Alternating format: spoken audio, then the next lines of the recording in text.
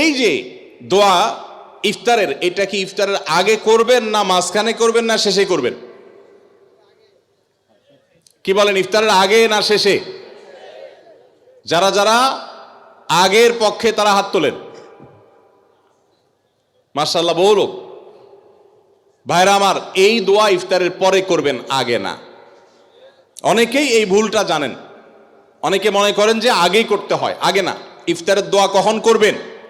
ইফতারের শব্দের অর্থের দিকে খেয়াল করলে তো দেখতে পারেন পিপাসা দূর হয়ে গেছে, শিরা উপশিরা সিক্ত হয়ে গেছে, এটা কি ইফতারের আগে হয় না পরে হয়?